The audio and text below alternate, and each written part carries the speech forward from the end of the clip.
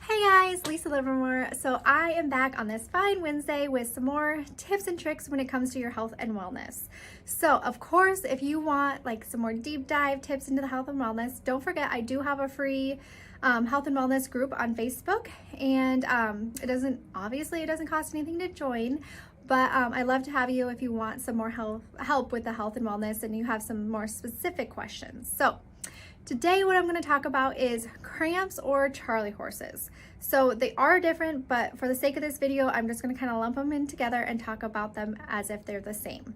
So if you get them a lot, there's a few things that it could be, and there's a few things that could help you. So the number one thing is dehydration. So if you get cramps and Charlie horses a lot, you could be dehydrated, and obviously the easy fix for that is to drink more water, right? Common sense. So, however, when it's super cold outside, generally people don't think about drinking water, but it's important all the time. You can be dehydrated at any point in the weather. So cold, hot, whatever, you can be dehydrated. Make sure you're drinking water no matter what. And a good rule of thumb is to take your whole body weight, divide it in half, and that is the amount of water that you should be drinking in fluid ounces. So I know that sounds like a lot, but once you get used to it, it's going to feel like it's not a lot of water. So that's number one tip. If you get them a lot and it's not the dehydration part, it could be that you're low on vitamins or minerals such as potassium or magnesium. These are kind of the top two when it comes to muscle cramping. So you can try adding those into your diet and just seeing if the cramps go away.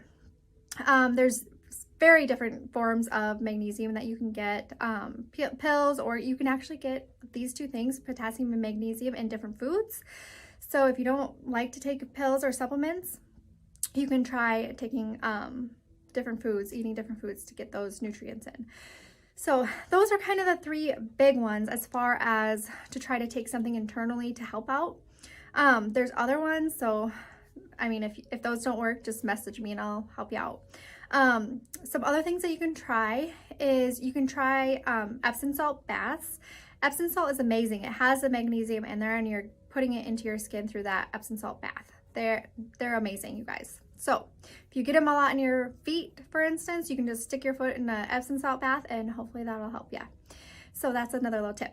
The other thing is your muscles might be chronically tight, and if they are, you may need to stretch morning and night every single day. There are people like that their muscles are just tighter than your average person, and you're going to need to stretch more. And if you find that you're stretching more, your cramps and muscle aches and pains should lessen. So give that a shot. The other thing is, of course, I mean, being a massage therapist, I'm going to recommend this because it's huge. Massages. If you're not getting frequent massages and you're getting cramps and Charlie horses a lot, give it a shot, see what it is. I mean, you don't even have to go to me. Obviously, you should, but just get massages more often because it does help with that muscle tonicity, and it really helps just keep your muscles relaxed for as long as they can. The other thing you could try is heat. I always recommend heat for cramps and Charlie horses, especially if you get them a lot, because the heat's going to help relax that muscle and keep it relaxed for as long as possible. So I always recommend heat. However, some people recommend ice, and it basically comes down to personal preference. So if heat's not working for you, try ice. If ice isn't working for you, then try heat. So that's another little method you can try.